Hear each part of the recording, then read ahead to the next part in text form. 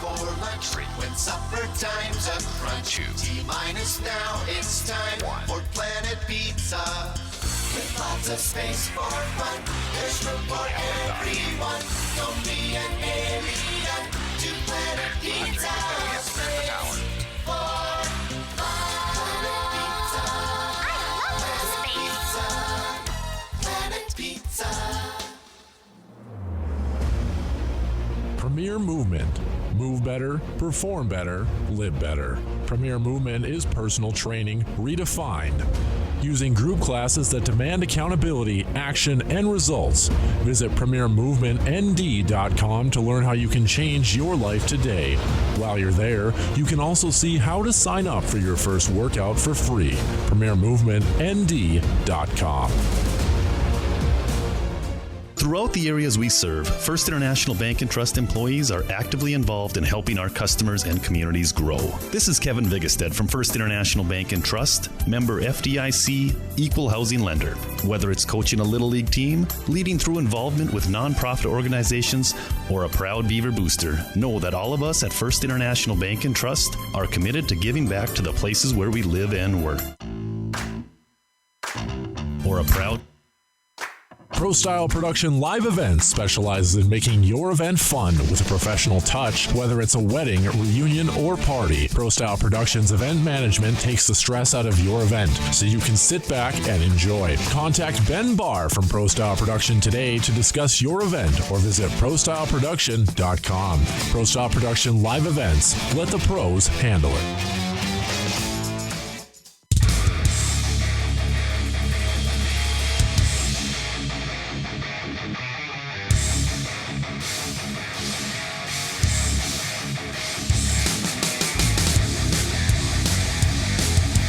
The North Dakota State High School Hockey Tournament is upon us for 2020, and we've got the preview show tonight to preview the state tournament. The four best teams out of the East, the top four out of the West, they're all together here at the Scheels Arena in Fargo, North Dakota. Thanks for joining us tonight for the PSP Network State High School Hockey Tournament preview show.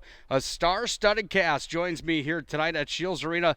We're ice level. There aren't many people in the venue right now. They're cleaning the glass. But here in the venue, we've got Bob Gillen from North Dakota High School Hockey.com, the legend himself, Mr. Larry McFall from the PSP Network, and a special guest, Ryan Cunningham, one of the best in the business, the radio play-by-play voice on the east side of North Dakota. Gentlemen, first of all, thanks for some time here tonight.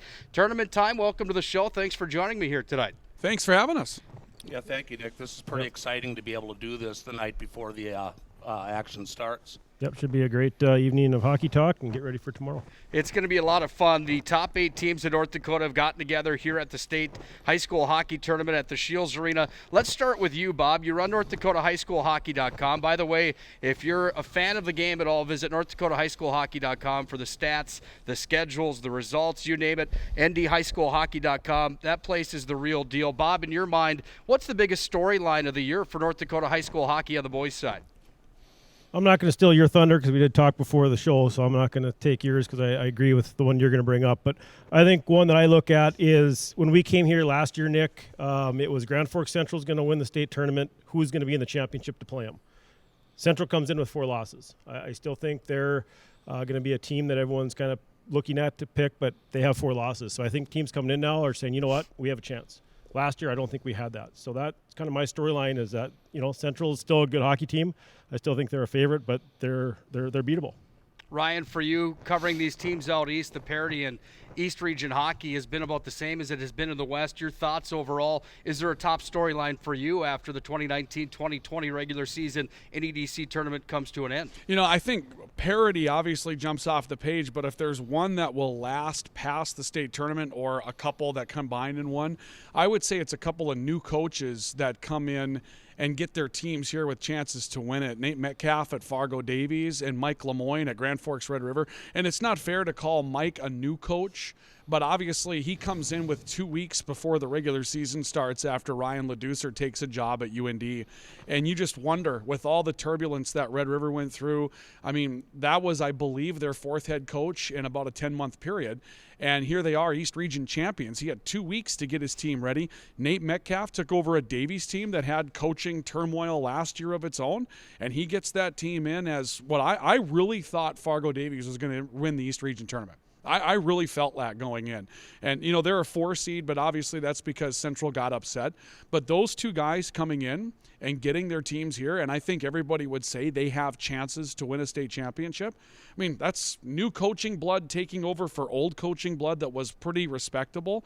And those stories don't go away no matter what happens here at the tournament. Those guys did a fabulous job with their teams this year. Larry, on to you. You had some people wound up a little bit from Bismarck after your comments with the Demons, predicting them not to make the tournament. And in your defense, it was a team that went down to Bismarck on their home ice and went 0-7 in their 7 games leading up to WDA. Is that the biggest storyline for you, with the Demons not only getting to the state tournament but beating Minot High in the West Region semifinals? Well, I think the big storyline for me is having to buy extra security to get into the rink tomorrow, I think, probably. But, you know, yeah, I'll stick by what I said. I mean, Bismarck changing the coaches. I was a big Mike Peluso guy. And maybe I took that out a little bit on the whole situation of things not working out for those guys politically and whatever happened the year before when they all resigned. But, you know, they'd lost 7 in a row. Minot High had swept them for the first time in a long time. And I just didn't think that they were playing well enough to get it done. And I was wrong. And, you know, congratulations to Bismarck. People have to realize that I'm from the West, and no offense to Mr. Cunningham here, but I'm always going to cheer for the West teams. We've only won, in the West, we've only won 3 titles since the tournament started in, 63, 66? So you don't think that I don't want Bismarck in there to compete? I mean, you know, I want Bismarck High, Century, and Minot High in it every year to you know, add some competition and try to get it done. So that's what people do have to realize, no matter what I said, is I'm happy for Bismarck that they got there. I just really didn't think they were going to.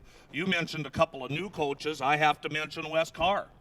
You know, he comes on this year, and what shoes to fill. I mean, seriously, Mike Peluso. And a lot of us didn't think that he would get it done. And he's there. Mm-hmm. And like you said, that's going to last for a long time. Wes Carr comes on in, gets him to state. Mike Peluso who?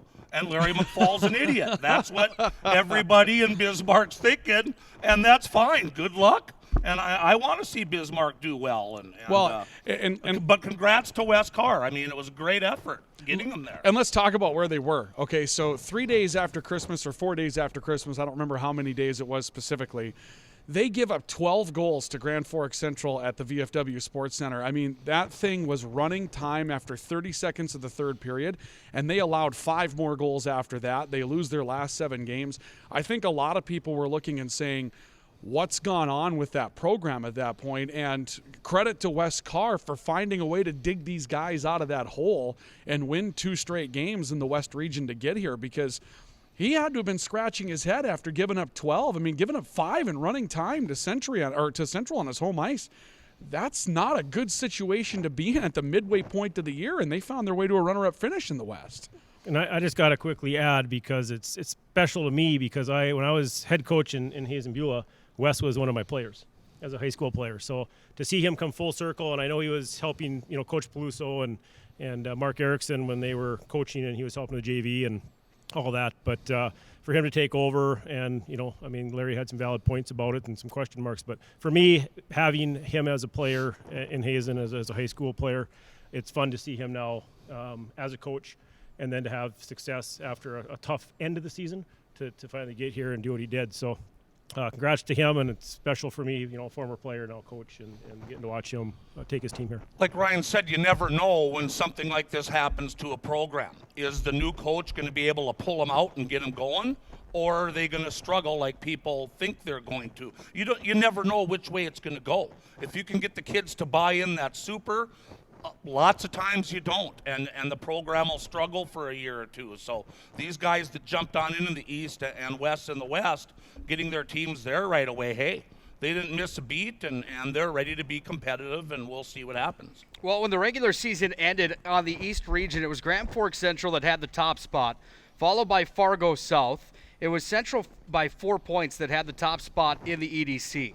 South ended up with 38 points. They finished second. Then Davies ended up with 36 points. They were the 3 seed. And then Grand Forks Red River ended up with 34 points. They were the 4 seed. Out west, Minot High wins their 19th WDA championship. They went 13-1 with 45 points. Century finished second, followed by Bismarck High with 27 points. They were tied with Mandan in that 3 spot, and it was Mandan that ended up with the 3 seed going into the tournament. Bismarck High number 4. Jamestown was the 5 seed. They've got some kids that can bury the puck. We'll talk about them here in just a moment, but Jamestown's the one team that was outside of the top 4 in their conference that ended up making the tournament. Fellas, overall, as a high school hockey fan, how great was 19-20 for this year for the parity across the state of North Dakota? We had some great hockey games all the way through tournament time, a lot of overtimes in the EDC. Same thing out west. Overall, you guys, on a 1 to 10 scale, how satisfied were you with the games that we all got to take in here this year? Well, we started talking about this right around the halfway point in the East, that this was a year where the number 1 seed really mattered. Because if you got the number 2 seed, you're taking on Grafton. And Grafton Park River started playing some teams tough. They beat Red River at the end of the regular season in the shootout, got the extra point, right? Wow. That's a 7 seed. And so you're thinking to yourself, if you don't get the 1 seed, you've got a tough draw no matter what. Fargo North was the 6 seed. Nearly knocked Central out of the state tournament with that double overtime game in the East region. West Fargo was a 5 seed, and at the beginning of the year, they swept Bismarck and Bismarck Century. So we started talking about that. There's 7 teams here that scare the heck out of you. And you better be ready to play when you got the tournament time. And, the teams that are here obviously were. Out in the western part of the state, I'll let you guys speak to that a little bit more. I thought it was kind of fun to see Mandan slip into a 3 spot. The talk about the West has always been, okay, it'll be Century, Bismarck, Minot, in any order, right? And then who gets to be number 4? Well, this year Mandan got to be number 3. It was a tiebreaker, but they got to be number 3. It's kind of fun to see some of that blood injected into this thing, and Jamestown being here in the state tournament with a legit chance to play well against Red River. The last time they were in the state tournament, they played Red River. There was not a legit chance. Red River went undefeated that year. This time, they've got a chance to play. This should be fun. I have a question for you, gentlemen, before we take our first break here and come back and break down each one of these teams.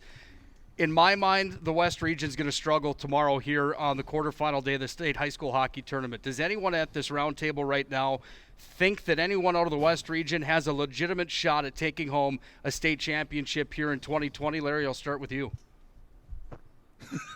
Larry doesn't want to start.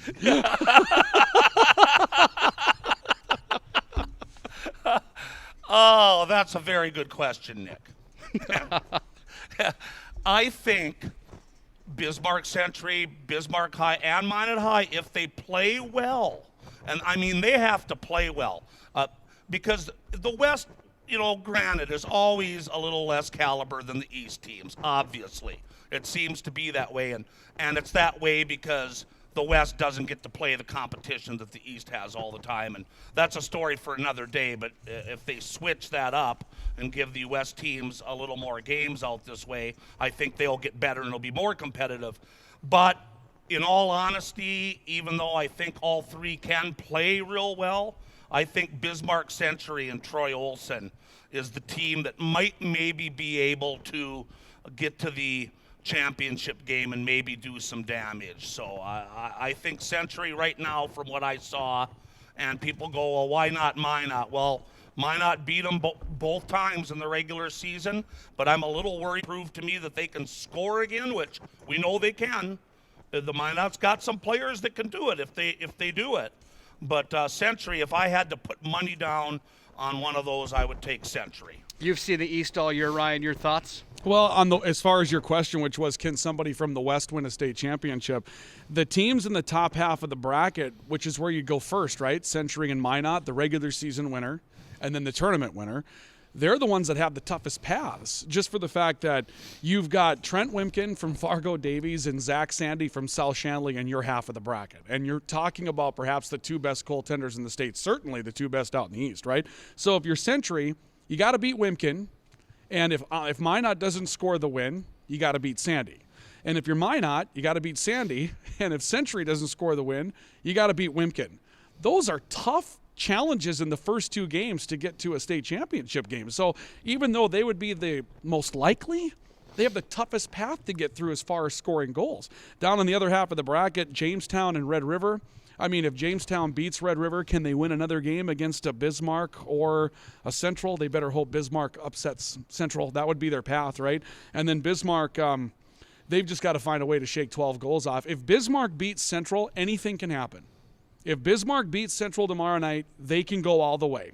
As far as those 2 teams up in the north half of the bracket, they've got tough goaltending. They're going to have to play really well defensively because they're not going to win those games 6-4.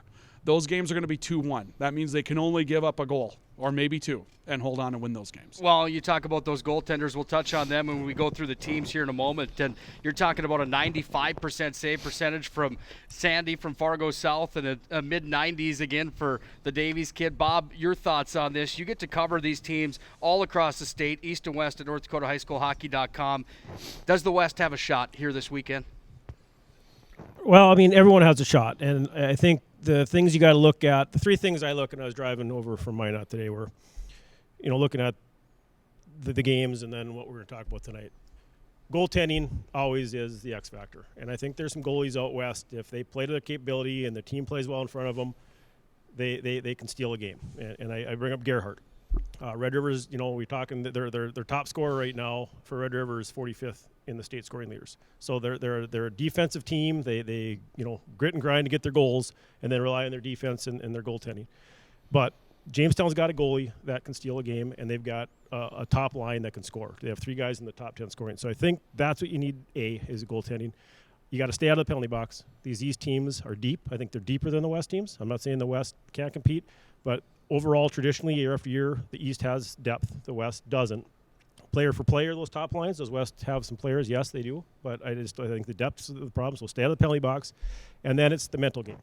Every year they come here, and the storyline is it's going to be, you go on the message boards now, all East final. West doesn't have a chance.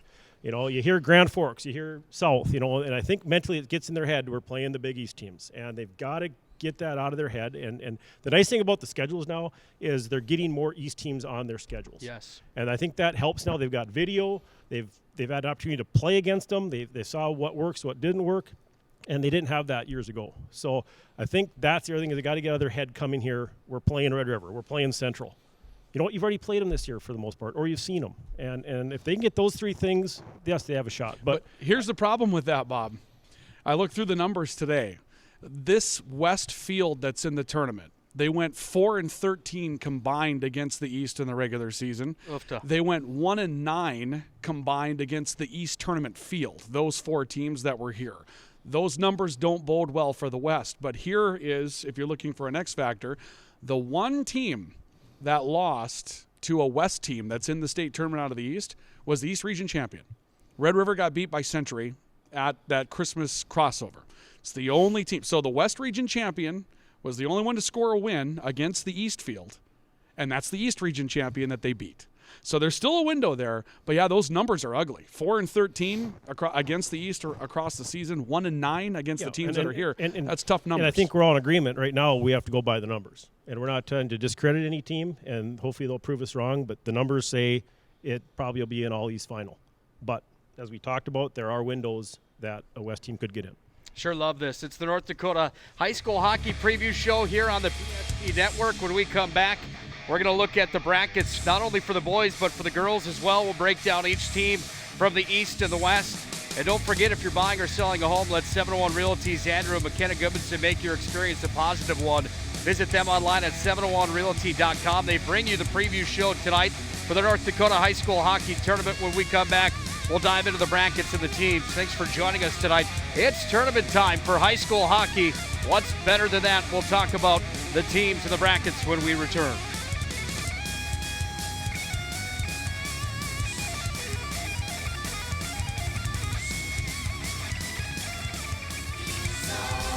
Systems go for lunch, frequent supper time's a crunch. Systems go for lunch, frequent supper time's a crunch. T-minus now, it's time for Planet Pizza. With lots of space for fun, there's room for everyone. Don't be an alien to Planet Pizza. Space for fun.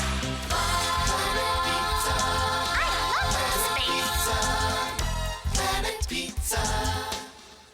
This presentation on the Pro Style Production Broadcast Network is brought to you by IMM, Minot's finest collision center, Premier Chiropractic, Ralph's Plumbing and Heating, Qdoba Mexican Grill, Scheels, Buffalo Wild Wings, Vibeto Orthodontics, Duffy's Hockey and Sports, Bremer Bank, the Minot Hockey Boosters, the UPS Store, Planet Pizza, United Agronomy, Homesteaders, First Western Bank and Trust, Granite Springs, and First International Bank.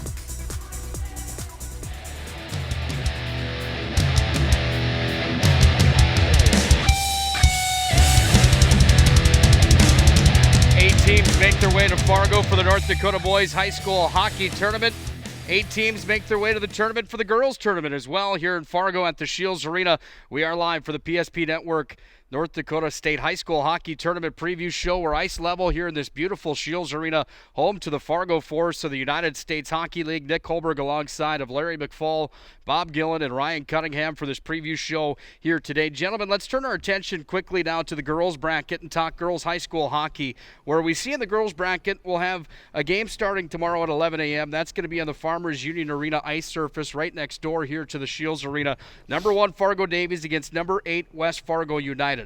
After that game, 30 minutes later, it's number 4 Devils Lake against number 5 Grand Forks. The night bracket looks like this. Number 2 Bismarck takes on number 7 Mandan. This is girls hockey now. And number 3 Fargo North South takes on number 6 Minot in the nightcap tomorrow night. Gentlemen, your thoughts on girls hockey overall on the year? Do we have a favorite in this tournament? And any key storylines that hop off the paper to you gentlemen here in 1920? Well, let's start with this. West Fargo United's an 8 seed. That's something. West Fargo United has been a dynasty until Bismarck became a dynasty. It was West Fargo United. Now, Fargo Davies might be 20-0-3. That's fine. But they're playing West Fargo United, and Pat Johnson's still coaching that team. So, Davies is a favorite there. Don't sleep on West Fargo United. As far as Devils Lake goes, Devils Lake does Devils Lake things, which means they score 8 goals a season and win 5 games because their goalie stops 80 shots a night. And that's kind of how it goes. They stole a point from Fargo Davies at the end of the year. That flipped the 4-5 matchup. So now, first change or last change goes to Devils Lake instead of Red River, or I should say rather the Knight Riders. So they rose up and they got some things done there. I think there's enough parity over on the girls' side as well. I think North-South was a favorite coming in. And Davies emerged as perhaps the team that won it all, but I think a lot of attention shifted throughout the course of the year from one team to another. So the girls' bracket isn't immune of parity either. Yeah, and doing all the score sheets throughout the year, Devils Lake was a different team this year because they actually had a small roster, but they had a very good top line of Ellie Black and Abby Ruley, and you got Ashley Abrahamson, and then they actually had to put Clemens Root on D, and she was a good forward, but they had such a good forward line, they put her on D, so they have a solid line, and they had 4 players all around 30 points. And like Ryan said, in years past, they would sneak out wins with the goaltending, and then they have Molly Black and nets, and she's phenomenal. That's my dark horse, Devils Lake. Do they have the depth? No, but they've played all the top teams, tough, or have beaten them or lost by a goal or tied. So Devils Lake's scary, and they can compete with those top teams. Grand Forks showing they can, but no, it's the Davies, North South, and Bismarck. Then all 3 of those teams have kind of beaten up on each other and had great games. So I think this is a wide open field as well. When in most cases it's always been 1 or 2 teams on the girls' side. They're kind of way above everyone else. This year I don't see that. And we'll definitely see what happens. And, Minot, if you haven't been on the site yet, indiehighschoolhockey.com, they did release all the all-conference for both boys and girls. Minot had, I think, 6 players on the all-West team. So they've got talent. And Borkus, their goaltender, was one of the goalies. And so they're a 6 seed, but they have talent because obviously the coaches that voted on that recognized and they gave them 6 players. Yeah, I was just going to say, Nick, as the ice ops manager for Bob at Mesa Arena, I get to watch every one of these teams come into the rink. And Minot lost 1-0 to West Fargo down in Fargo, and then beat them 2-1 in Minot, and tied Grand Forks 3-3. The only real bad losses were to Bismarck. They lost those 6-0 and 7-1. But Minot can compete. Amber Borkus in the net played every game except the one against Mandan. She was ill, I believe, and they dressed a goalie that had never played net. And that was the second to the last game of the season, and Mandan beat them 3-2 with Madison Knutson in the net. But look out for this Minot team. I mean, and one thing I want to say in general from watching girls hockey a lot, Rob Hall and I started broadcasting them kind of in the middle of our 11 years of working with each other. And right now, girls hockey is so much better than it was 5 years ago. I mean, it's not even close. I mean, to the talent that it is now. This girls hockey is getting good. And people have to come and watch these gals play. It is good hockey. And I hope eventually they get to their own venue again so that people can come and watch all of them and enjoy that, and then be able to go to their boys tournament and enjoy all that. Right now, I come to watch the boys tournament. And tomorrow night, I'm watching the last first round boys game. So getting to the girls game for me isn't easy to do when they're playing at the same time. So to showcase these girls better and the improvement that they've made in 5 years, we have to get them as the only show in town so they can show their skills even more to more people. Because I think we're missing out as a hockey fan base of being able to concentrate and watch this tournament. Unless you're a parent or a grandparent or a good friend, you're probably not zeroing in on that as much as you do on the boys' side. So Minot's good. All these teams that I see come in, West Fargo's coach knows what he's doing. He does. Yeah, he was making some moves that other day that almost got them that win.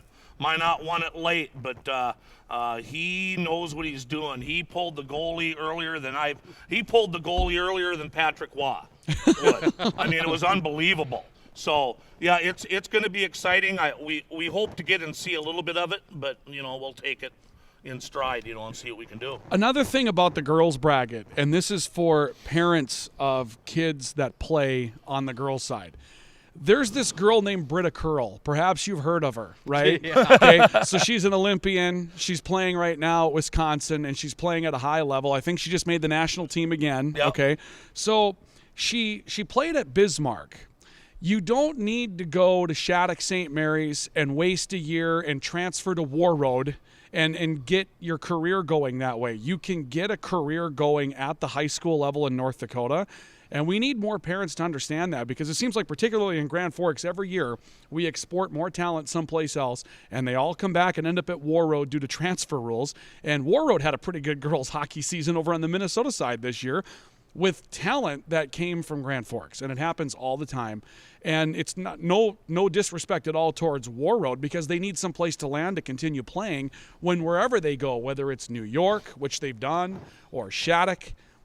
Those are great programs, don't get me wrong, but stay home. You can get where you want to go playing in North Dakota. And I think Britta Curl proved that, and I hope more people buy into that theory, because we have that problem on the boys' side, but it's not as spoken as well. But we have that problem on the girls' side too. Yeah, great topic of conversation there. Let's turn our attention now to the boys bracket. The games get started tomorrow at noon here at the Scheels Arena in Fargo. Number 1, Bismarck Century takes on number 4, Fargo Davies. After that, 30 minutes after that first game, number 2 out of the East, Fargo South takes on number 3 out of the West, Minot. That game will be broadcast on PSP.network for the radio call and at 1390 KRRZ. Can also watch on ABC across the state of North Dakota tomorrow. In the night bracket, number 1 out of the East, Grand Forks Red River will take on number 4 out of the West, Jamestown. That game's at 5:30. 30 minutes after that one, number 2 out of the West, Bismarck High against number 3 out of the East, Grand Forks Central. That's a state championship rematch of a couple years now. That will be a good one as well. Ryan, before we even continue, where will you have radio coverage and what games will you be covering at the state high school hockey tournament? We'll have the Grand Forks games in the nightcap tomorrow night. They'll be on KNOXradio.com for people that want to tune in out in the western part of the state. If they're local in the east, they can find them both on 1310 a.m. coming up tomorrow night. And KNOXradio.com if you're elsewhere in the state and want to pull them in. By the way, 8 players in the top 10 in scoring in North Dakota are going to be in this tournament tomorrow. 8 of the top 10 are going to be here, and then 15 are the top 20. So the state's top talent is going to be on display for this boys tournament. When we come back, we're going to break down team by team the numbers of all these teams, what's good, what's bad, what to look for in the tournament. We'll do that when we return to the PSP Network State Tournament Preview Show. Don't go anywhere.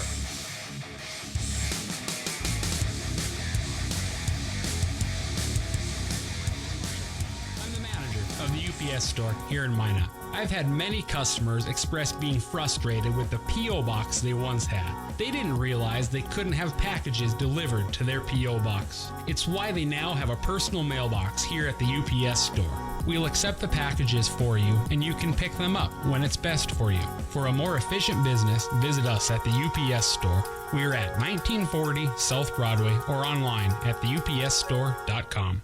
Minot Hockey Boosters has one mission: to inspire teamwork, pride, and life lessons in the lives of all our members. Hockey is more than a sport, it's a way of life. The benefits of playing hockey from a young age last a lifetime. Visit minothockey.com for more information or to get signed up in the Learn to Play program today. Minot Hockey Boosters. The strength of the pack is the wolf. The strength of the wolf is the pack. Hello, I'm Steve Funningsland, consumer lender at First Western Bank and Trust and sports enthusiast. Employees at First Western know the importance of teamwork in their day-to-day banking duties to best serve the community. I know the Minot and surrounding area high school and college athletic teams know the importance of teamwork as well. We want to wish all local teams good luck in their athletic endeavors this year. Stay safe on the courts, on the fields, on the rinks, and in the gyms. We look forward to watching you succeed. With familiar faces you know, who know you by name, First Western Bank and Trust, you can bank on us, member FDIC, equal housing lender.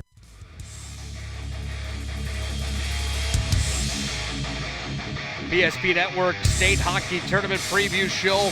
By the way, before we continue, Prairie Grit Adaptive Sports is hosting their first annual Sled Hockey Classic April 17th through 19th at the Mesa Arena in Minot. Youth and adult divisions, the Sled Hockey Classic is free to attend.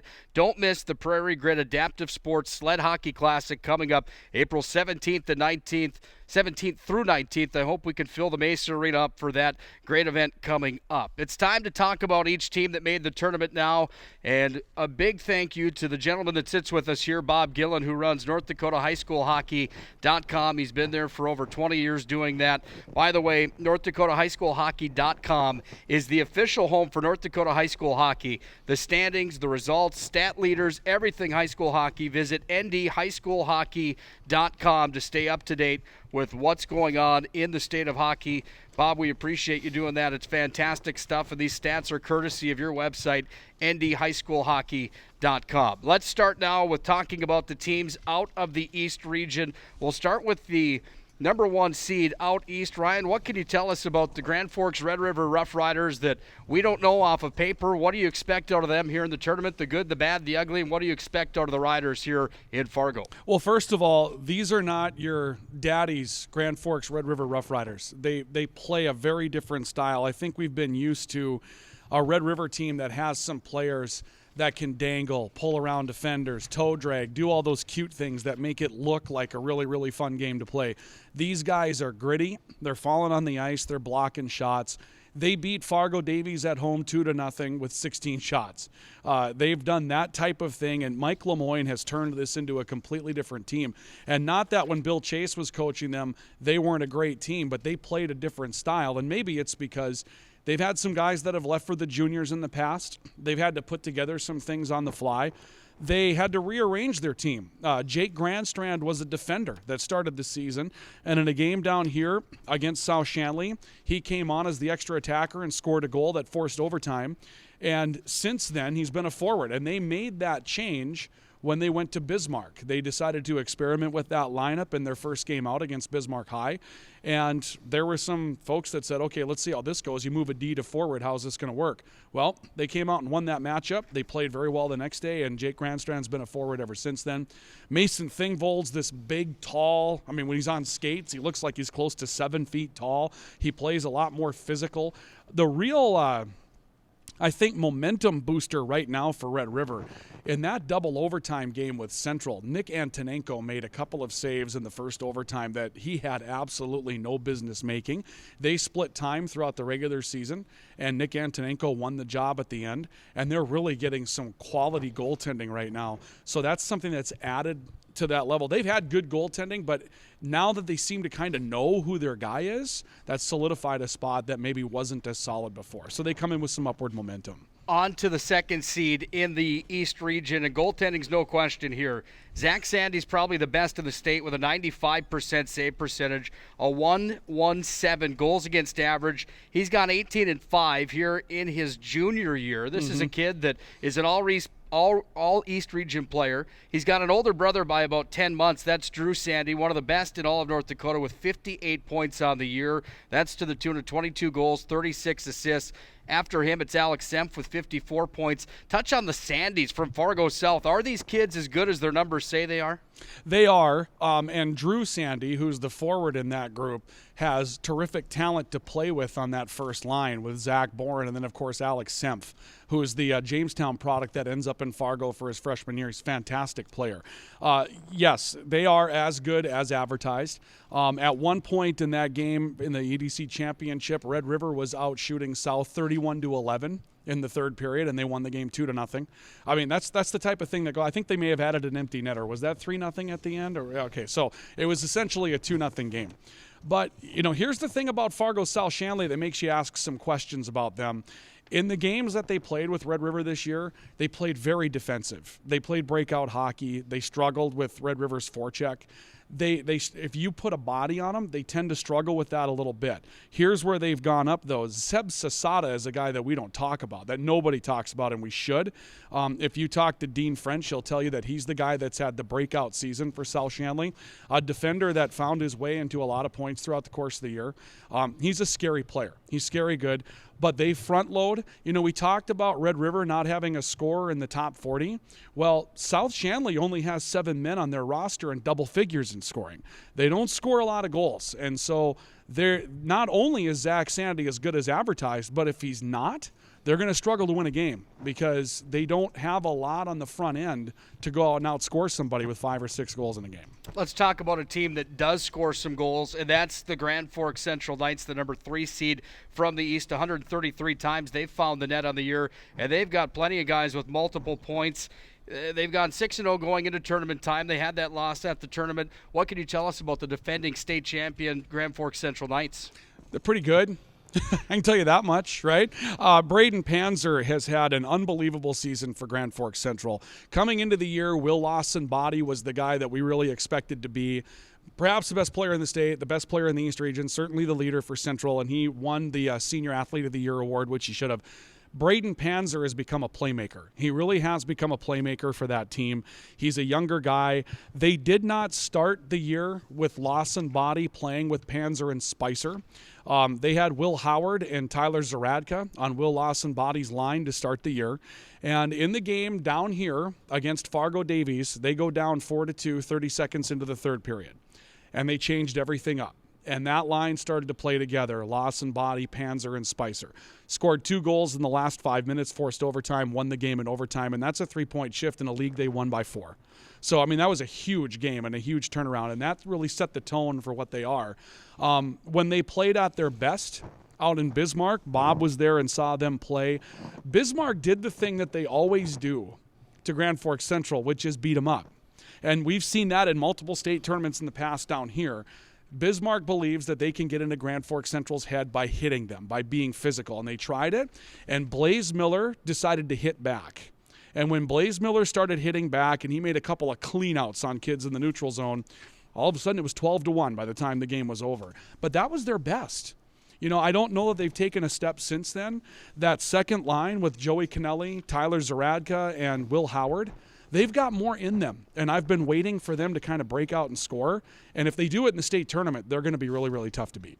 Fargo Davies is a team that comes in as the number 4 seed. This is a team that some people had pegged as the best in all of North Dakota. They received votes in the poll that was put together. 79 penalties on the year. This is a well-disciplined team. They're a team that's got 6 kids with 20-plus points on the year, and they've got a heck of a goaltender. What can you say about Fargo Davies coming into the tournament here? Well, Trent Wimpkin winning that job is a big deal because John Wuchik got some time in his younger time. I mean, he was playing behind a pretty good goaltender as well. So they've had good goaltending. I really like Austin Schmidt, who centers their first line. Tyler Corbett is a kid that I got used to saying the name a lot of. Dylan Jensen as well. Dylan Jensen had a really good Eastern Dakota Conference tournament.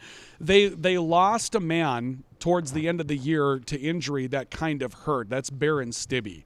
He went down with a season-ending injury, and that really set them back a little bit. He was centering their second line, and Jackson Bellerud has stepped in and taken that spot, which is fine. He's still good, but he was a playmaker. Baron Stibbe was a playmaker that's not on the team with them right now due to injury, so that was a bit of a setback for them. Nonetheless, of all the games that I saw this year against Central, they came up to Purpur Arena and just beat Central senseless. That game was 5-2, and it wasn't that close. They never allowed Central opportunities in that game. And so that's why I thought that was the team that gave me the most chills going into the East Region tournament. And then they played South Shanley and just didn't get anything going offensively. Lost the game 3-1, struggled to get things going, passes behind players, stepping over the puck, that type of thing. It really accentuates that this is kind of a matchup deal. There are some teams that match up better with others, and we're going to see that play out all throughout the tournament. And really, that's why there's parity in this. Everybody's got good players, but how they match up against other players, last change is a big deal coming up tomorrow. Bob, Larry, anything to add on these teams from the East? We know that there's some powerhouses here and some teams that have some of the best of the business across North Dakota. Do you gentlemen have anything to add to what Mr. Cunningham just spoke of the 4 out East? I just want the people to realize Zach Sandy, if you just look at this number, he had 570 shots on him this year. He stopped 542 of them. Nuts. 28 goals against on 570 shots, a 1.17 and a 95.1. Really? Seriously, did Bob Gillen make a misprint on when he entered the numbers? I mean, those are fantastic numbers, and it just stuck out to me. I don't watch the East, obviously, as much as Ryan does, so I don't really have a real deep analysis of it, but I was a former goalie, and when I look at that number, and he was talking about Zach Sandy, and I just happened to see that, figured that's something I'd share. That's a lot of saves and not many goals. Yeah. Yeah, the only thing I would add is if you look at South Shanley, going back to Zach Sandy and their team, of the 24 games they've played, 13 have been a shutout or given up only 1 goal. So 13 of their 24 games, it's been 1 goal or a shutout they've given up, and that's impressive at high school hockey. So I think that's a stat you have to look at. This team, for the most part, does not give up a lot of goals. In some cases, it's going to be tough to get a goal, and that's going to be the big thing for these teams playing them. And one question I have for Ryan is McGarry for Central. I see he didn't play in the East Region tournament. Was that injury related, or is there another? Because that's a key defenseman that wasn't in that lineup, and I think that might have been partly a reason, too, that they maybe weren't cohesive going through the East Region tournament, because I know in Bismarck he logged a lot of ice time, and maybe not a point guy, but I thought in the back end did a lot of nice things for Central. So his status is in and out with him right now, and obviously they don't tell you a lot about what an injury looks like or that type of thing. But here's the real key about that. So you look at the games they played in the tournament. I mean, defense really wasn't their problem, right? I mean, they played Red River, and that was 2-2 going into double overtime, and they played Fargo North, and that was 3-3. I mean, they scored. They had problems scoring. They had problems scoring goals in the East Region tournament, and at times this year they've had problems doing that, and it's inexplicable as to why. They've got plenty of talent. They're 4 lines deep. They can play their 4th line. They didn't get a lot of production from their blue line this year as far as scoring, and so that is no. And I wasn't going from that part. I guess it was more, he's a physical presence in the D zone, getting the puck out, starting the transitions out of the defensive zone, that type. They don't hold the blue line, pinching, those kind of things. They didn't score like you think they would. I just was wondering if it's an injury related thing or if he's gonna be in here for the state tournament. Yeah, the thing about my rotation in the East Region, I saw more of the Fargo schools than I saw of the Grand Forks schools. But Grant Paranika didn't tell us that he was going to be done. So I would expect to see him here coming up this weekend. But they've had 7 defenders too. So Carson Sang has been the odd man out. Dylan Kuntz started out the year injured and then rotated back in. And so it wouldn't be beyond Grant Paranika to say, well, we've got 6 that are playing, so even if McGarry can get back, where he sneaks back in the lineup, I guess I don't know. And the last thing I'd add, Nick, is when I was out with Ryan over the holidays for the Grand Forks for his Bismarck games, and this is no slight to Mr. Berger for Red River because they've kind of split goalies all year, but I made a comment, I can't remember if he played the Bismarck, it must have been the Bismarck game when they won, and Antonenko, right there I said, he's good, and he should get more games. I think Berger to that point had played a little bit more, and he really sold me. And again, I think they have 2 quality goaltenders, which is a good problem to have for the team. Maybe not from the coaching staff having to pick. And being a former coach, I've had to do that. But if he's going to be playing this weekend, or if they're going to rotate, I don't know. But Antonenko is a game changer as well, and he really showed me at the games in Bismarck what he can do. Yeah, the interesting thing about them, so you go back to their Fargo-Davies game, and Noah Berger wins a 2-0 shutout against Fargo-Davies. So Davies comes up, and that's a pivotal game. You get that, you're in the top 3 or 2, you lose that, and at that point, West Fargo's still in the mix, and you're talking about going on the road in the first round of the East Region Tournament, right? So that's a huge game. They throw Noah Berger in there. He goes out and gets the shutout. They come back later against South Shanley. They throw Nick Antonenko in there in another pivotal game, and he gets a 2-0 shutout. So they split time with 2 goaltenders that could both play. And I think Mike Lemoyne was waiting all year to figure out how you make a choice between one of these 2. And he probably just flipped a coin before the East Region Tournament and said, go with Nick. And Nick ends up winning the whole thing. That's a good problem to have. It is. Let's turn our attention to the West Region now. Again, these stats are provided by NorthDakotaHighSchoolHockey.com, the official home for North Dakota High School Hockey. The standings, results, stat leaders, everything high school hockey. Visit ndhighschoolhockey.com. We need to mention that the state's top producer with 65 points this year, that came to the tune of 33 goals and 32 assists, is a young man from Botno by the name of Ian Amsbaugh. He played in 22 games. He's a junior that makes his home up at the Lumberdome.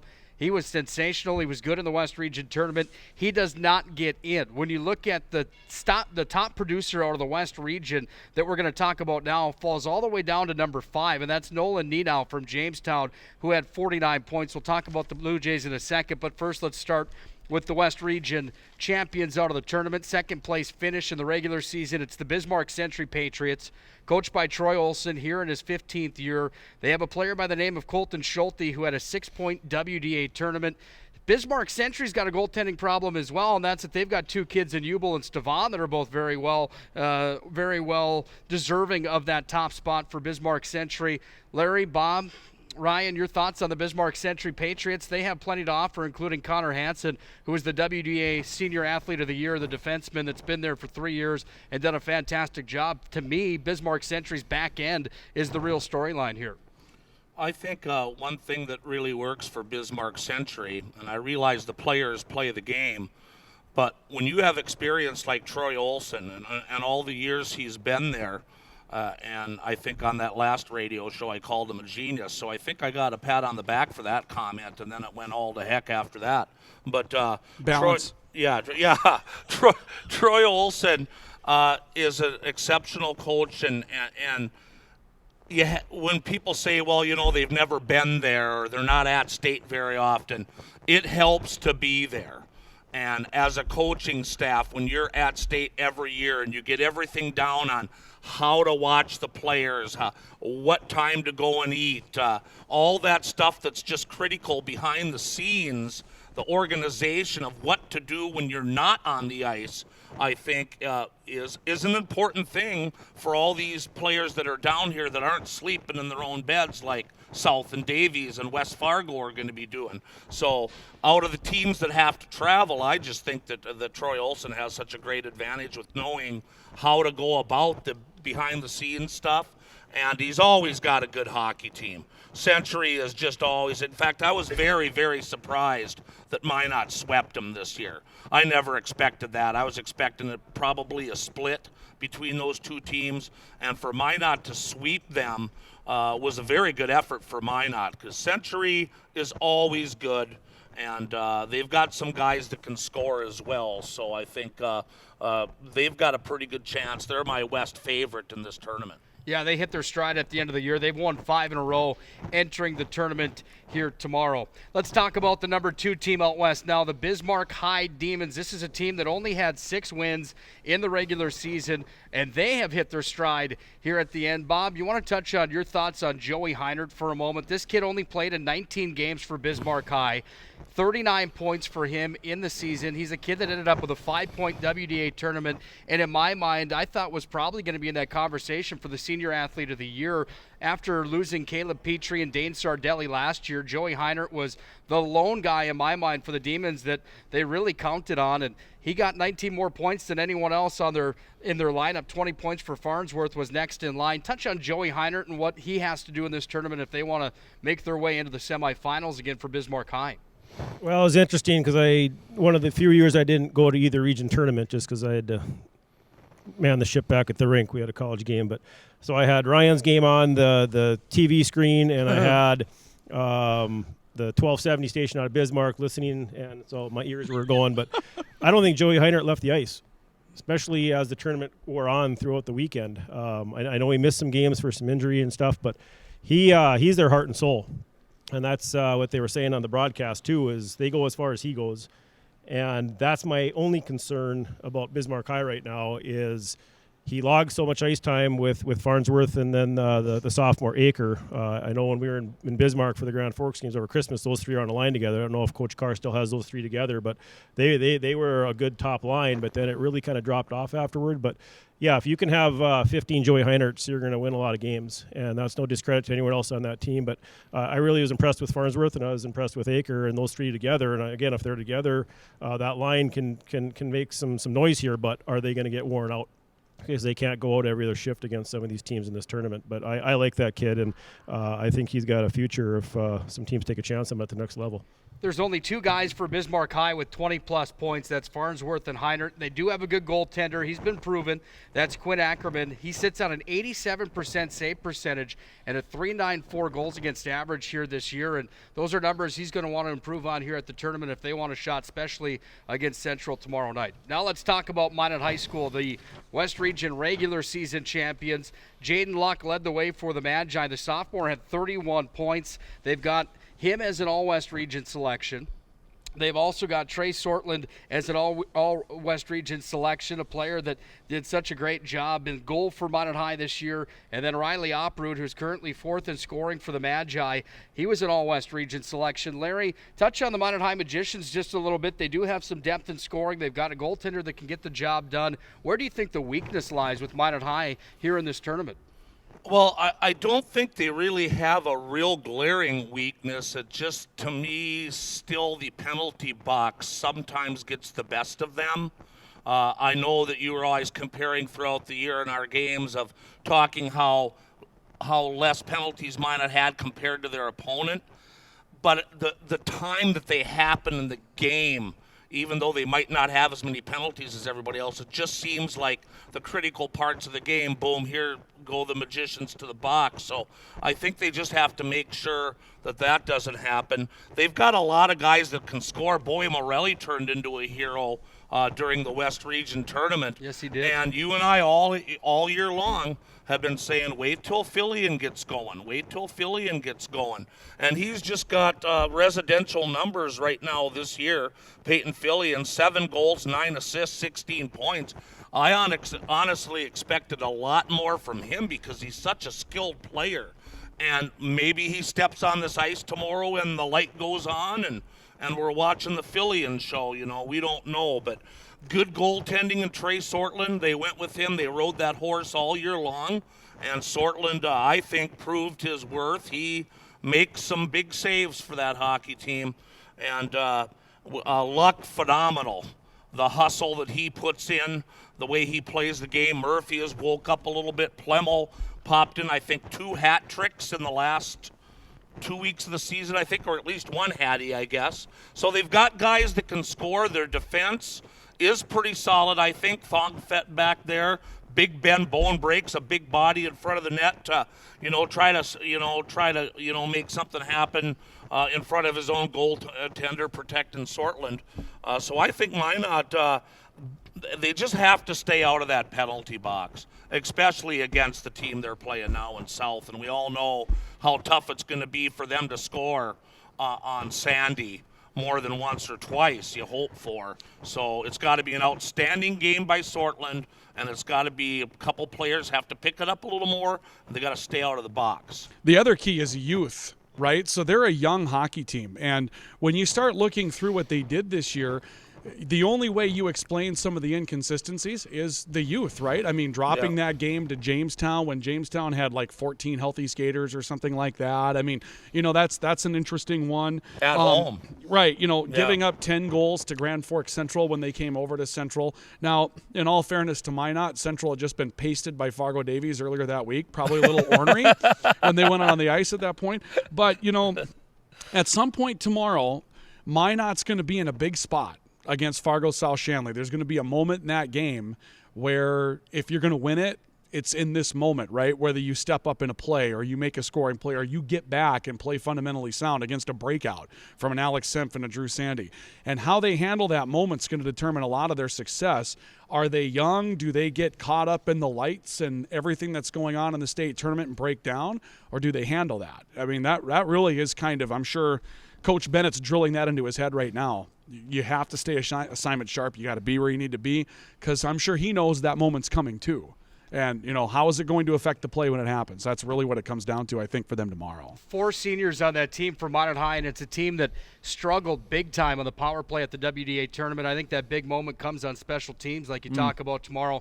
That's going to be the key to the tournament for Minot High in my mind. On to the Jamestown Blue Jays. This is a team that's got some players in a top unit that is one of the best in the West, if not the best in the West. Nolan Nenau, 49 points for him.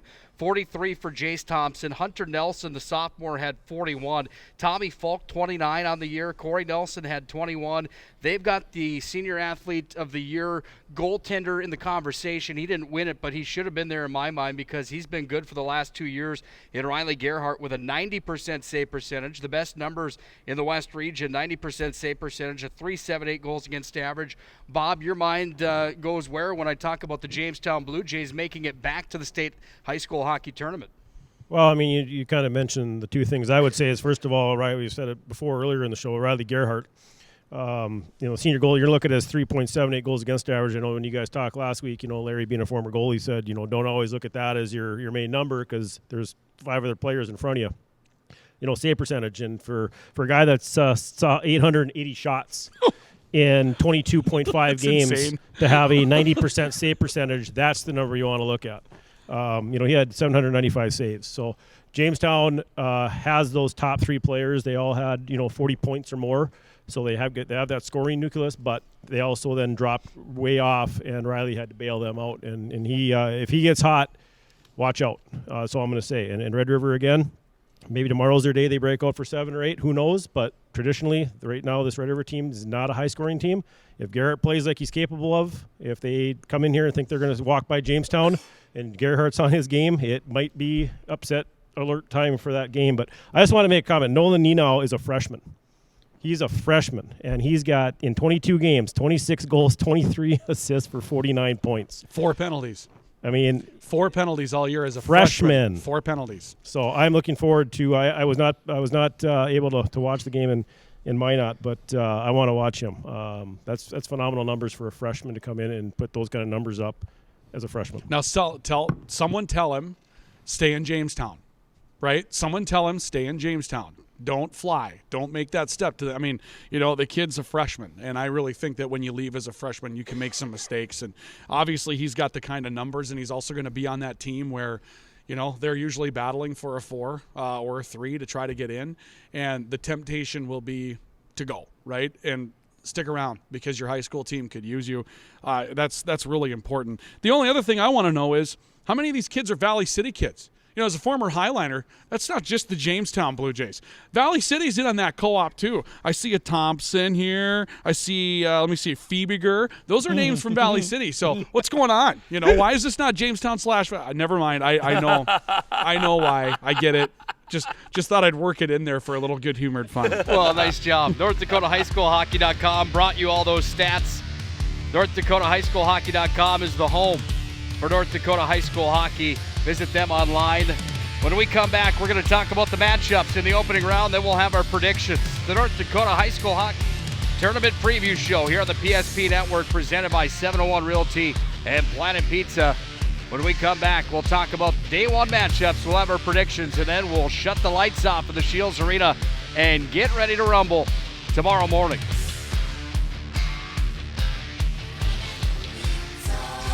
Systems go for lunch when supper time's a crunch. T-minus now, it's time for Planet Pizza.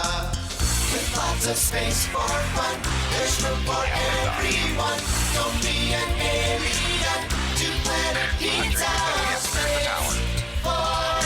Planet Pizza. Planet Pizza.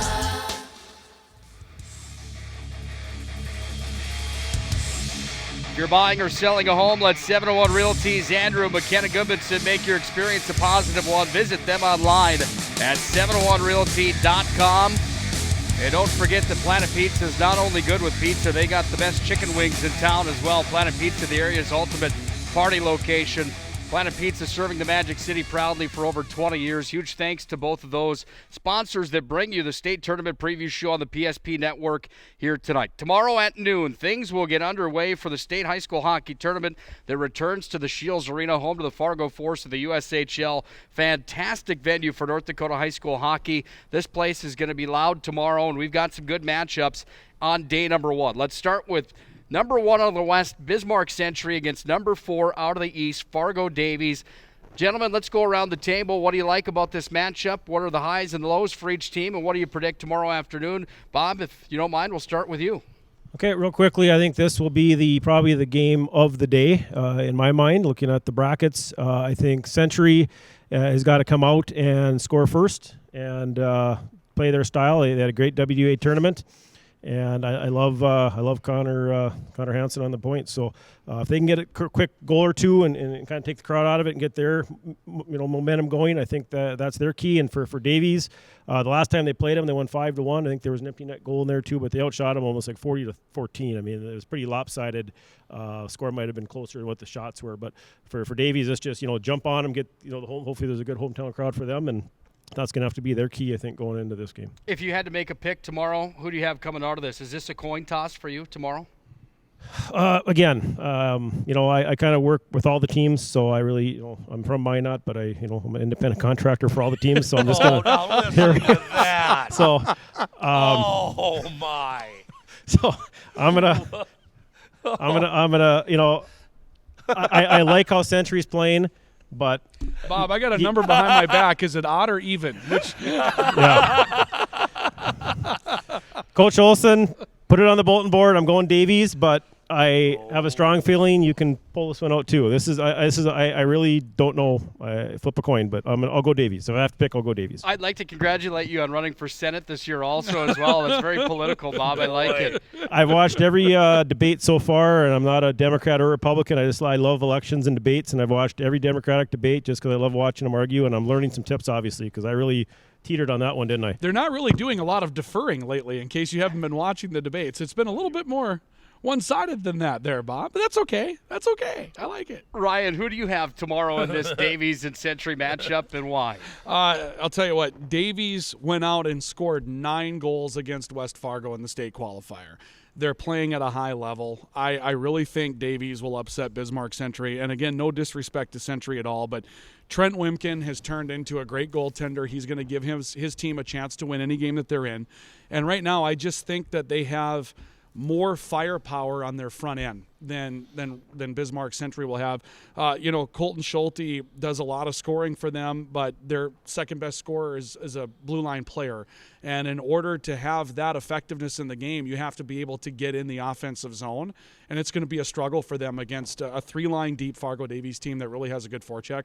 So I really think Fargo Davies is it'll be tight. It'll be a good game. I do think it'll probably be one of the games of the tournament, really. Not just game of the day, but really one of the games of the tournament. But I think Davies will prevail in that one. Larry, who do you have in this East versus West, 1 out of the West, 4 out of the East showdown tomorrow to start the tournament at noon? Well, you got Bob Gillen, who does all the stats, that knows all these teams pretty well, and he doesn't want to make a pick. You got Ryan, who's out here in the East, that's all over the East teams, and he's pretty solid on his Davies pick. Me, I haven't studied very much. I've been at 2 KISS concerts in the last 3 nights in Grand Forks and St. Paul, so I'm still rocking in my head. So I'm going for the upset. Troy Olsen, Bismarck Century in overtime over Davies. But that's not an upset. That's the number 1 team out of the West. No, don't give me the number 1s out of the West and East. Davies is the favorite, and you know it. But Century is going to win it. My buddy Troy Olsen's going to get it done. Because I love Bismarck. Yeah. Here we go. Six players with 20-plus points for Fargo Davies against a Century team that's got 2 goaltenders that are pretty good, but it's kind of a coin toss there. You almost have to pick Davies in my mind with how much depth they have. But if there is a team out of the West coming to win this tournament, I would have to pick Bismarck Century. At the WDA tournament, they were the ones that were rolling down the tracks, but unfortunately, I think I've got an East sweep in the first round.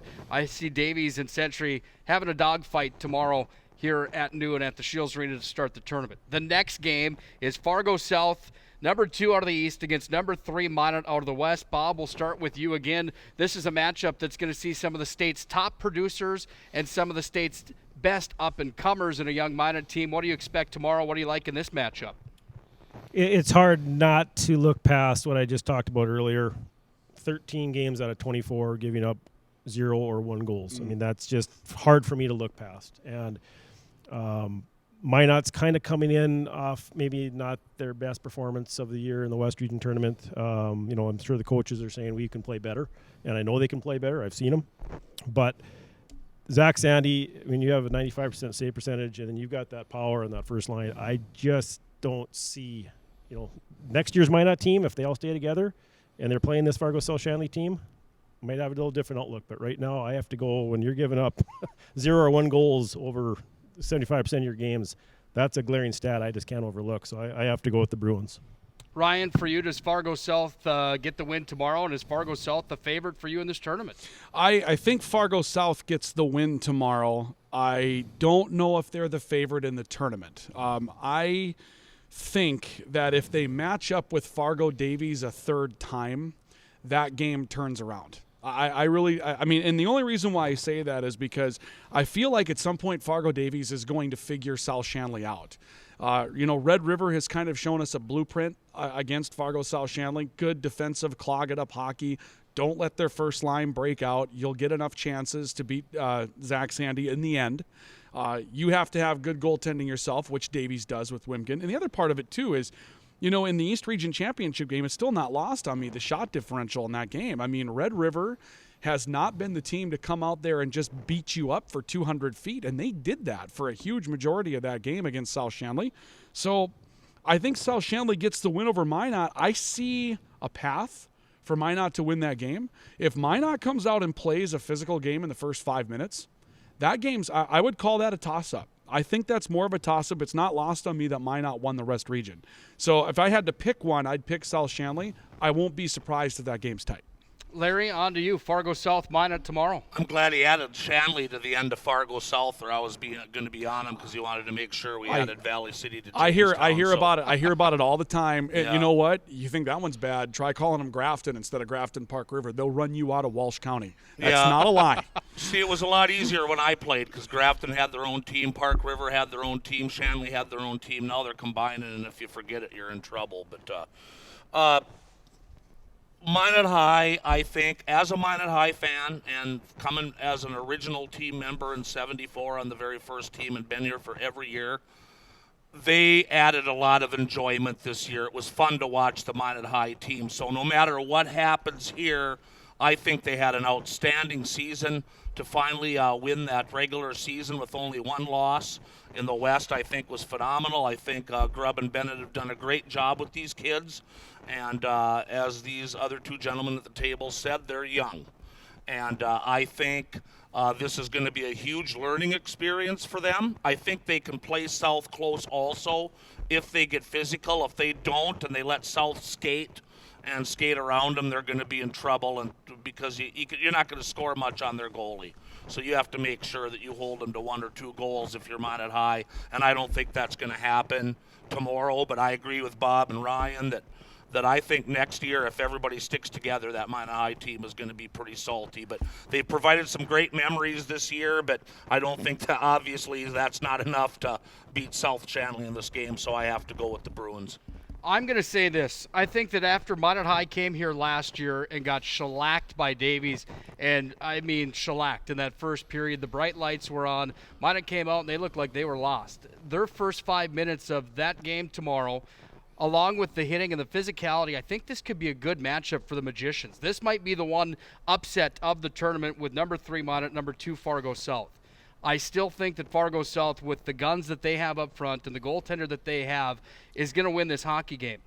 For Minot High, they do have guns of their own. And Trey Sortland's a kid that is an all-West player. I've had his back from day number 1. He's sensational. He moves the puck well. He's been big in big games. Tomorrow has to be the game of his life if he wants to carry Minot to a win. I've got South in this one, but I am going to go on record right now and say that Minot High is going to win the state high school hockey tournament next year. They're going to sweep the West, and they're going to win the first region title since 2006 at the tournament with what they bring back, only graduating 4 seniors, knock on wood, but I'm going on record right now to say that. Now, 3 weeks after the state tournament's over, when 8 dudes are in the juniors, Nick will pop right back on and say, "No, sorry, got it wrong." This is a special 2021 pregame show. Everybody left. I don't know what to do. They're all Minotauros. Yeah. Put an asterisk. They practice every morning at 10, and they have Toro jerseys on. Put an asterisk by it. Let's move on to the nightcap now. Number 1 East Red River against number 4 West Jamestown. 9 players for Red River with 10-plus points against a Jamestown team that carries the same firepower. Bob, in this matchup, who do you like tomorrow in the first game of the nightcap? Well, I've got to just throw this out here as being a stat guy. As much as I would love to see Jamestown pull the win, you know, they gave up 6 goals to Bismarck, 7 to Century, 6 to Minot, 7 to Bottineau Rugby, 5 to Dickinson, 6 to Mandan, 6 to Bismarck Century, 6 to Mandan again. But then they turn around and play a team who I thought might sneak into the state tournament, Fargo North, and win 2-1, and Gerhardt had 57 saves. What Jamestown team is going to be here? And the same thing was, I thought they were going to beat Bismarck High. They had just beat them the week before 7-3 in Bismarck. I thought they were going to come in with that win and say, you know what, we're going to get by Bismarck and move on to the semifinals. And I thought they were going to make a run at the West region. And I'm not going to say they fell on their face, but that was not the same Jamestown team that was there the week before. So with Coach Stockard, it's what team because they've got players that can score. And they've got a goalie, if he plays the game he did against North, 57 saves, giving up 1 goal, to who we saw was a pretty decent hockey team. They played a lot of these East Region teams tough, even though they had a losing record. Almost knocked off Central to be here. They were kind of my dark horse team. What Jamestown team are we going to get? And that's, I don't know. And with not knowing that, I got to go with the team that's coming off winning the East Region championship. They've got great defensive, team play, and I think they can find some scoring. So I got to go Red River. But again, if Garrett shows up like he's capable of and those top 3 can score for Jamestown, I wouldn't put it by that they could sneak one either. Ryan, on to you. Jamestown had a 1-goal win over West Fargo Cheyenne this year. That's not lost on me. I mean, West Fargo Cheyenne struggled all year in the East Region. I don't know that Jamestown has the firepower to hang with Grand Forks Red River. There's a path. I mean, it's like I said, it's probably the best matchup Jamestown could have hoped for because Red River doesn't score a lot of goals. But Red River also got close to 40 shots against Fargo South Shanley in the East Region Championship game. For me, Red River wins this game. I guess what I'm going to be looking for, though, is how. Because I kind of feel like there's a vibe with Red River that they're sick and tired of the central narrative in Grand Forks. And they showed some of that in the East Region tournament in the way they played. And if they come in here and, if they put Jamestown in running time, then I think you have to start looking at them as perhaps the favorite in the semifinals, no matter who they get, just for the simple fact that I think they've got a chip on their shoulder. And I like that about them. These kids, when they play with a chip on their shoulder, and I mean, everybody talks about Central hockey because of what it I mean, they started the thing, right? I mean, Serge Gambucci and all those guys, right? They talk about the heritage that is Central. Red River's been around too, and they've sat there for 3 years and watched their crosstown counterparts win and win and win some more. And I think this group is ready to say, no. This is the year that Red River wins a state championship. So I'll be interested to see what their body language and their momentum's like coming into tomorrow. On your note right now, 53 appearances for Central, 28 state titles. Red River has 52 appearances and 17 state titles. Jamestown's been to the tournament 21 times. They've never won the big dance. Yeah, and obviously there's a first time for everything, right? So, if, Jamestown's going to win one someday. At some point the math would just favor that. But Red River with those 52 appearances, all they've heard about for the last 3 years is how awesome Central is. Now, there's a reason for that. Central was awesome. But I think they're tired of it. And they got that win in the East Region semifinals in double overtime. I think they're coming here with something to prove, and they're not going to rest on their number 1 seed in their East Region title. They know this is where they want to play well. So let's see. Let's see what they've got. And the way they set the tone tomorrow against Jamestown tell me a lot about how the rest of the tournament's going to go. Absolutely. Larry, who do you have, Jamestown, the Blue Jays, or the Red River Rough Riders? Well, I've been coming to the state tournament since '75 as a junior. Unfortunately, not playing in it, but watching. And it's always, to us in our mind, it's always either Red River or Central, obviously, most of the time. You throw in a Grafton once in a while. I remember Fargo North winning it 2 years in a row, I think 80 and 81 with Bill By in the net. But it's usually always these two teams that everybody says. And this year, what I'm liking by listening to these guys and looking at the numbers is finally this year, they're not that big of a favorite. They might be the favorite in the game barely, but it used to be, why are we driving there and even playing this game? There's some guys that work in the press box at the Ralph, and unfortunately, I don't remember names very well. I know one of the gentlemen that I used to talk to for quite a few years has passed on now, but it was the same guys upstairs all those years, and they used to always say, hey, Minot, what are you doing here? Why don't you guys just play your little 5th place Consi thing out in Minot, save money and save gas? That was not me, by the way. I did not. No, that Not, wasn't. No, I and so didn't say finally that. in 2015, when Minot High won it again, we won it here in this building, and I'm like, darn, where's the guys I need to rip? So then I took pictures. Why do you need to rip anybody? I'm just saying. Didn't that get you in trouble in Bismarck or something? Oh yeah, like it did. But that's old news, Ryan. Stop living in the past. Okay, all right. So I made these pictures up of you and I holding the trophy, and gave it to those guys in the box the next year and presented them to them autographed. And they thought that was pretty cool. But it's finally a chance this year. I think this is the best game of the tournament. I think it's going to be a very, very close game because of Gerhard in the net. And Red River doesn't score much, and he doesn't let much in. I think Red River will win, but it's not going to be the old 1980s, 90s, 2000 blowouts. It's going to be a real good, close hockey game. Matt Stockert, also on the bench, has a lot of experience coming into the tournament. I've got Red River winning this hockey game, but I think that it could be close, but it's going to depend on how the tempo is set by Jamestown and how they weather the Red River storm that's got the confidence coming into this venue here tomorrow. Let's move on to number 2 in the West, Bismarck, the Demons, taking on number 3 in the East, Grand Forks Central, a rematch of the state championship game for how many years?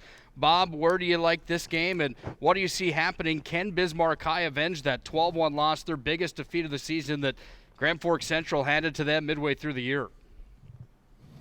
I just have a hard time right now, and I'm not looking at the previous 12-1 score. Bismarck earned their way here. They played, good hockey when they needed to get here. So kudos to them. I think Central's coming in with a chip on their shoulder right now because everyone's like, I don't think Central's the real deal right now. I don't think they're going to be the clear-cut favorite. I don't know if they played Grand. I don't know if they played there. I don't know if they just kind of thought they were going to get here, and because even watching, they didn't look like the Central team that I saw in Bismarck. I think they want to get by Bismarck, and they want to crack at Red River, and they want to knock off their crosstown rivals and go on for their 4th straight state championship. And I think they're going to come in saying, hey, we're the 3-time state champions, and we're going to prove a point. And I think a machine's going to come out here tomorrow.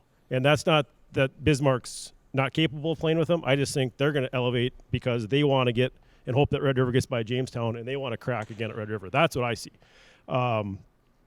Bismarck, if Ackerman can play, again, it's going to have to come back to goaltending, and Heinert is going to have to take that team and get Aker and Farnsworth and some other guys step up, and going to have to just, like Ryan said, body, stay out of the box, get your opportunities, cash in, which Heinert can do, and maybe they can steal it. But I think Central is on a mission right now, and they want to get to that second game, and I think they want Red River and get revenge on what happened last weekend.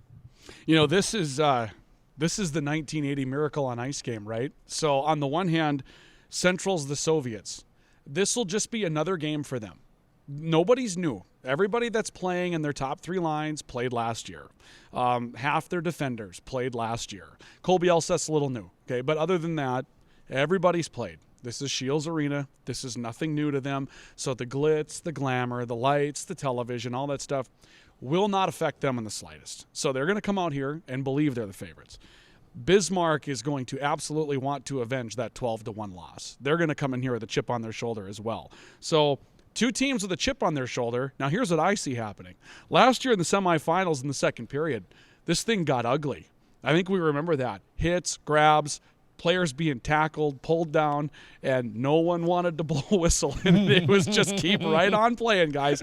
And I think that this game, no matter how the score turns out, is going to be the chippiest of the four games. These teams just do not like each other. They just don't. And that's fine. You know what? I'm okay with that. I think Central wins it. I don't know. It's not going to be 12-1. It's not going to be a repeat of what it was before. I think Central will win the game. From there, we'll see. But I just the path for Bismarck is really steep just because can you get on the ice and skate with four lines? Can you do that? Can you get enough shots to beat Colby Elseth? When Central's forecheck is good, it's really, really good. You just don't get shots against this team. So I think Central's the favorite in that one tomorrow, but I think it's going to be chippy. I think it's going to be ugly. I don't think it's the HSAA's picture-perfect sportsman-like game between the two. And you know what? I like seeing one of those every year. That's good. Larry, who do you got between the Demons and the Knights tomorrow? I just think Grand Forks Central is too strong, and we've talked about it for years. When it hits the end of February and the snow starts melting, if you've got snow, we don't have any in Minot. But lucky. Yeah, this time of the year, Grand Forks Central and Grand Forks Red River always rise up. It just seems like they just find a different level that they weren't even using during the season. And that forces the Fargo teams and everybody else to try to raise up. Bismarck raised up by, in my opinion, by getting here. And congratulations to them because I had Mandan coming. I had Leif Matson and Mandan coming, Jamestown, Minot, and Century.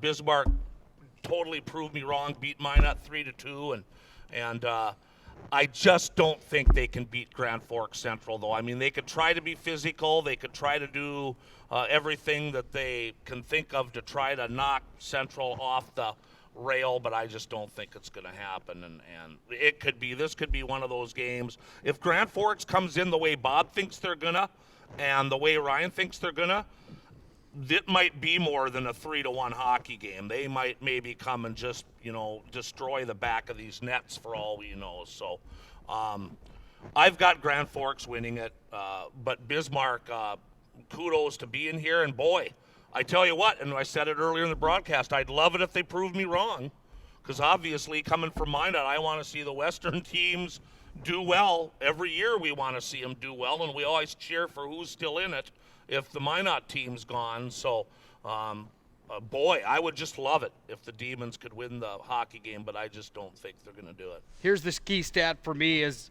I look at it tomorrow with Central and Bismarck High. When you look at Bismarck High, Joey Heinert's a one-man show. Ackerman hasn't had the year he's wanted to have, and this is a team that's taken 120 penalties on the year. Central's only taken 61. When you talk about special teams with a team like Grand Forks Central that has three lines that can jam it right down your throat, I think Bismarck High's in trouble tomorrow. I think this is going to be a runaway train, and unfortunately, not trying to discredit what Westcar's done with the Demons this year. Like you mentioned, Larry, I'm rooting for the West all day long. Unfortunately, I just think this might be the biggest lopsided matchup of the day. I've got Central winning big in this one tomorrow. But to add to your point, Nick, if Central wants to win a state championship, they need to take more penalties.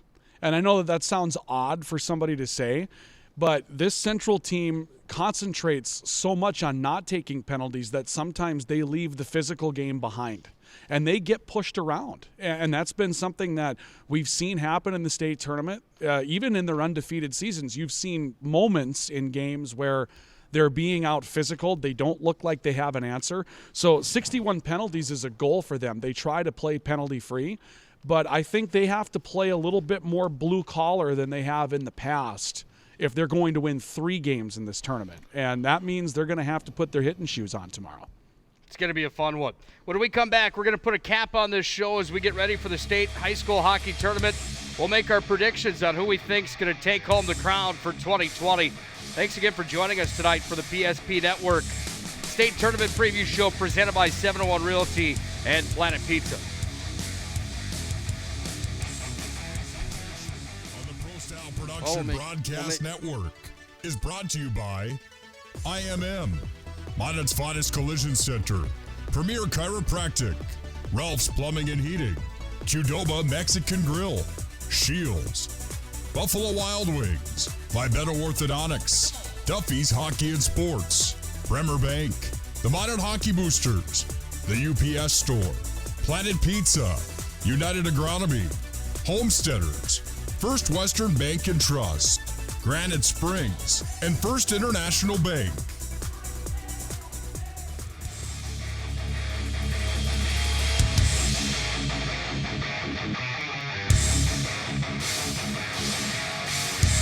What a star-studded cast we've had tonight. Ryan Cunningham from KNOX Radio in Grand Forks, Bob Gillen from North Dakota High School Hockey.com, Larry McFall from the PSP Network, and yours truly, Nick Hulberg from Pro Style Production as well. Gentlemen, what a time this has been here tonight. Thank you all for joining us here tonight as we get geared up for tomorrow. Before we give our predictions, Ryan, one more time, where can we find the games to listen to your genuinely one of the best ever, if not the best, high school hockey call in the state? Where can we find you this weekend? Nick, I told you I'm out of money. I can't keep sending you money every time you say stuff like that, okay? This is sincere, though. I'm telling you, man. You're the real deal. Thank you. KNOXradio.com tomorrow night for Red River and Jamestown, followed by Bismarck and Grand Forks Central.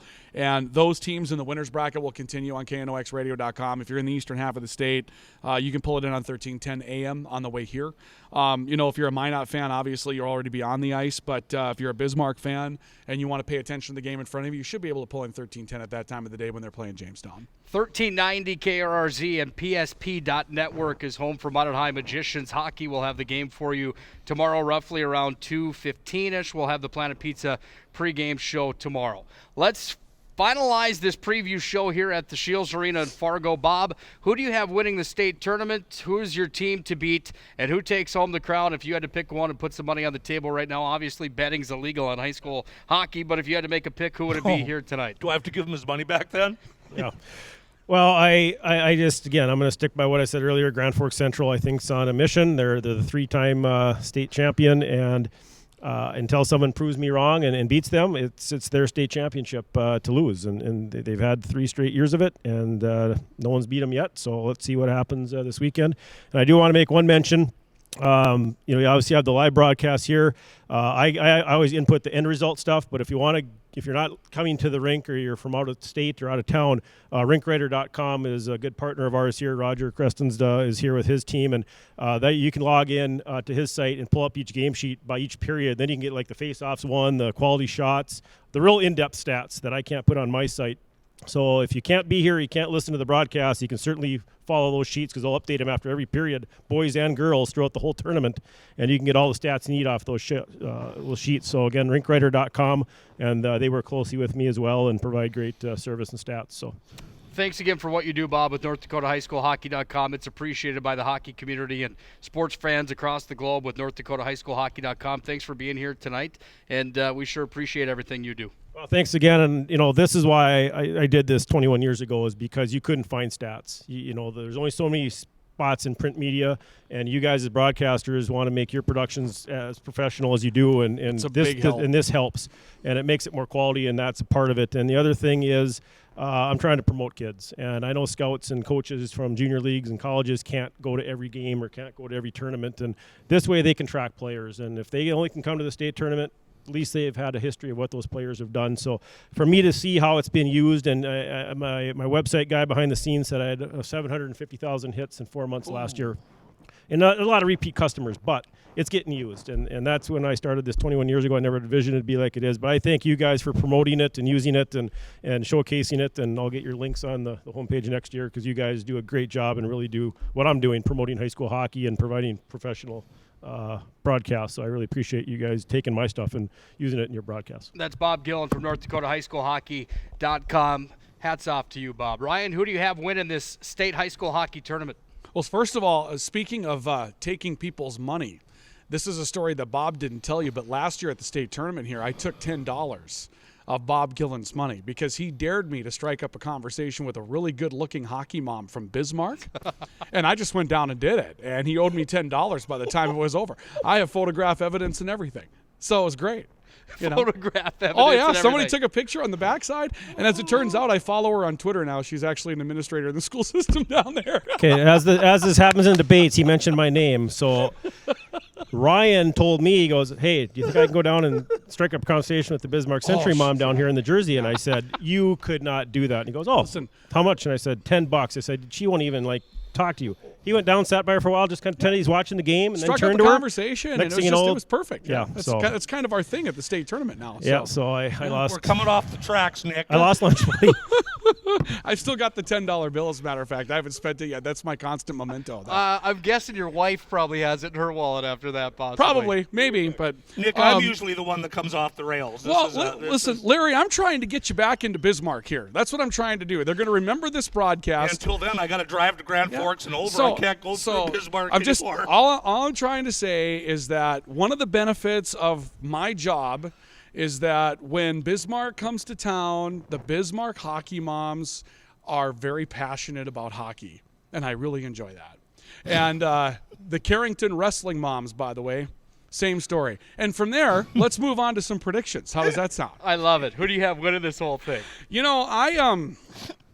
Here's the thing. I want to take Fargo Davies right now. I want to take Fargo Davies to win this state championship.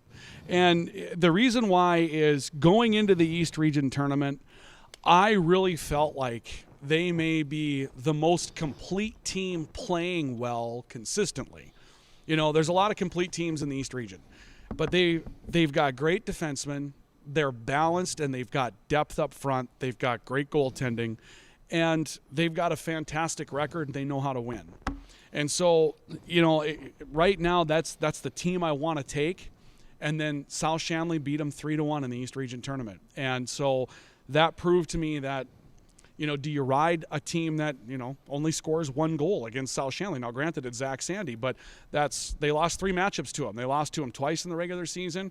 They've got South Shanley in the semifinals if things go the way we think that they will go, assuming that South Shanley pulls it off against Minot. I think Davies is my scariest team, but right now I still have to agree that Grand Forks Central, they come in with the confidence. They come in with absolute lack of distractions whatsoever.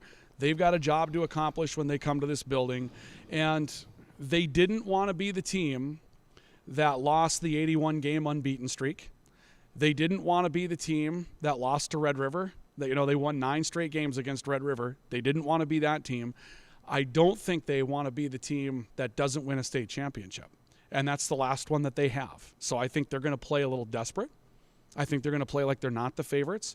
And I'm looking forward to seeing what that team looks like because we didn't see it in the regular season. They were always the favorites. Now we'll see. That's why I think in the end I got to tip my hat to Central. 2 votes for Grand Forks Central. Larry, who's your favorite coming into the tournament? Who do you see walking out of this venue that we sit in right now at about this time on Saturday night? Well, once again, through the years, Red River and Central are always the toughest teams, and they're the ones that you usually always think are going to win. This year we're saying the P word quite a bit with parity. So I don't think teams are that intimidated coming in there this year against those guys.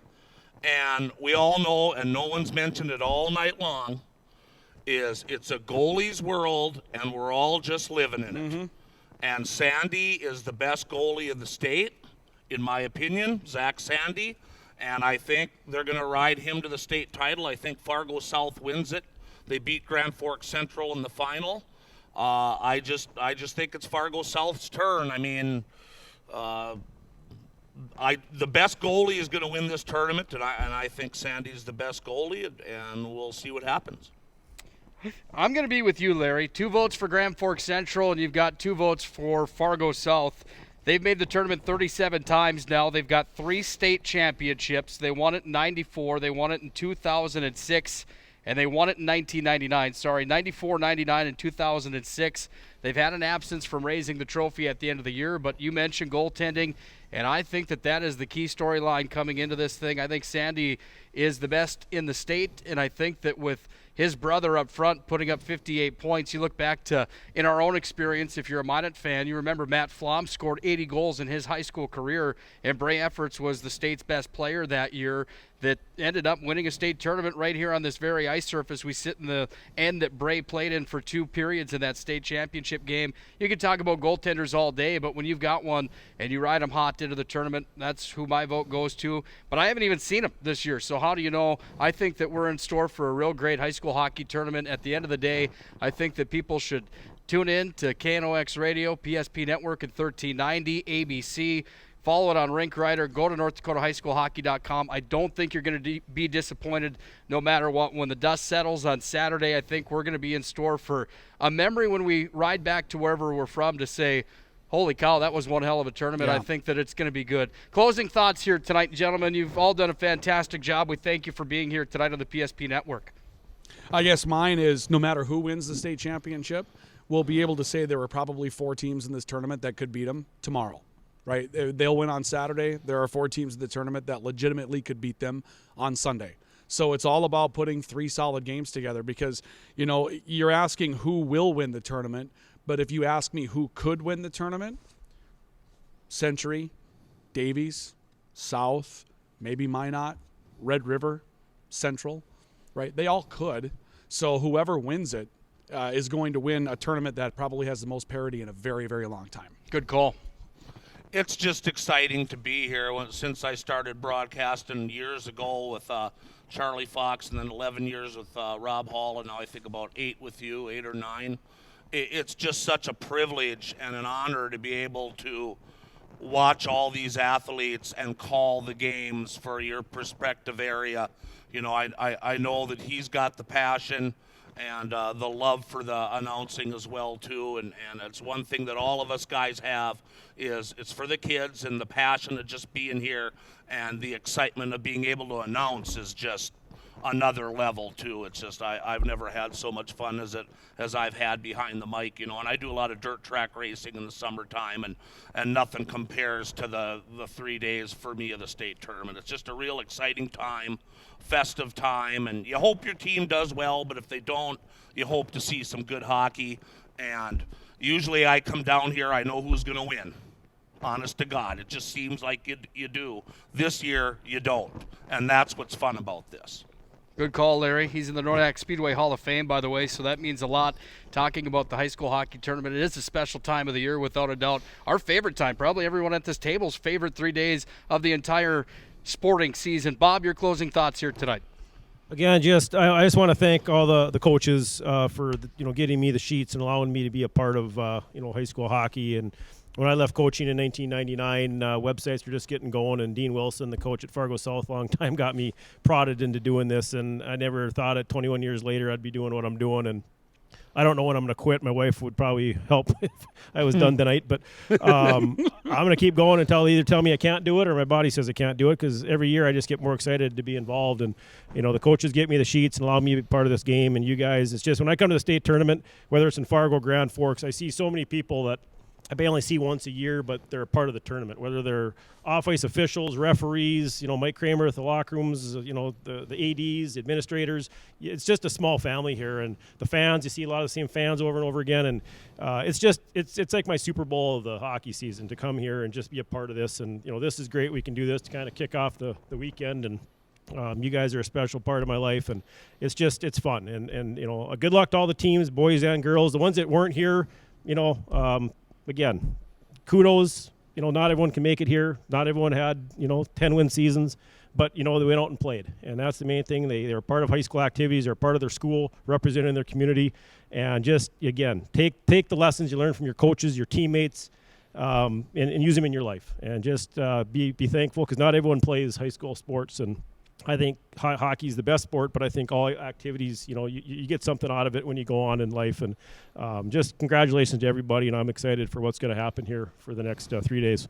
Bob, what's the over-under on Brandon McFall helping the Grand Forks cheerleaders put their poster up again?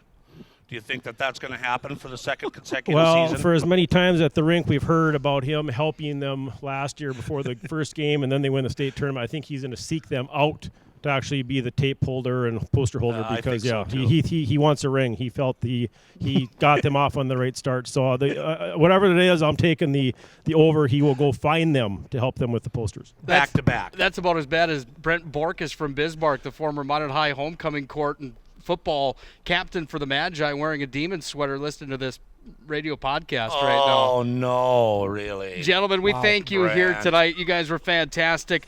I mirror everything that all three of you said here tonight. Fantastic stuff. North Dakota high school hockey, you can't beat it. It's the state tournament from here in Fargo. It's going to be a wild one. 8 teams enter tomorrow. 1 team's going to wear the crown as they exit on Saturday evening.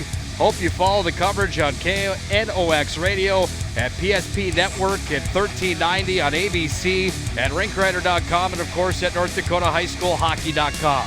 Big thanks again to 701 Realty and Planet Pizza bringing you the show here tonight. That puts a cap on it. What do you say we shut the lights off, turn it back on in the morning, resurface this ice, and play some high school hockey for a championship? Till then, for Mr. Ryan Cunningham and Larry McFall, along with Bob Gillen, I'm Nick Hulberg, signing off until tomorrow. Good night, and God bless.